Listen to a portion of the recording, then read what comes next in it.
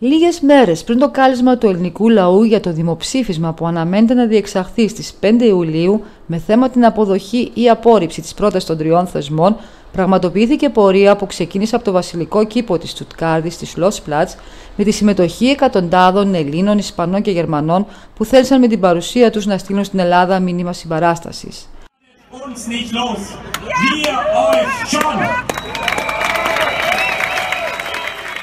Αδέσμευτα από το αποτέλεσμα του δημοψηφίσματος, οι Έλληνες του εξωτερικού στέλνουν οερά συναισθήματα ομοψυχίας, ενότητας, πραότητας και πατριωτισμού προς τον ελληνικό λαό.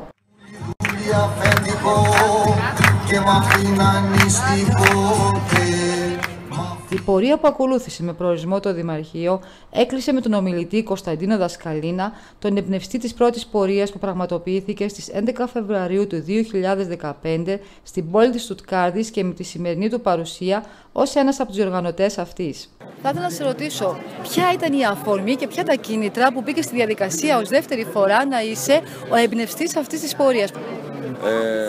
Θέλουμε να αλλάξει κάτι. Και προσπαθούμε τουλάχιστον να δείξουμε στους ανθρώπους τους δικούς μας που είναι κάτω ότι και εμείς είμαστε εδώ μαζί τους, έστω και από μακριά, έστω και νοερά. Στη σκέψη τη δικιά σου ότι θέλετε να αλλάξετε κάτι, πού εστιάζετε αυτή την αλλαγή και για σένα τι σημαίνει πρακτικά το ναι ή το όχι? Κοίταξε, πρακτικά τώρα, επειδή να μιλήσουμε έξω από τα δόντια, έχουμε φάει το πρόλογο από όλα τα κανάλια. Αυτή τη στιγμή οι Έλληνες μάχονται εναντίον όλων. Κανάλια εναντίον, πολιτική εναντίον, όλη η Ευρώπη εναντίον στο να πούμε όχι. Μα δεν λέμε όχι στην Ευρώπη. Δεν θέλει κανένας να βγούμε έξω από την Ευρώπη. Ούτε το διακύβευμα είναι στην ερώτηση που θα πάει να ψηφίσει ο κόσμος την άλλη Κυριακή. Όχι να μπω ή να βγω από το ευρώ. Δεν θέλω αυτά τα μέτρα. Έχει δείξει αυτό το φάρμακο ότι δεν πιάνει, δεν ενεργεί. Έχει παρενέργειες κακές. Με ποια συναισθήματα οπλισμένοι οι Έλληνες θα μπορούσαν να πετύχουν τη μεγάλη ανατροπή? Τη μεγάλη ανατροπή και τον αναχαιτισμό, να αναχαιτήσουν.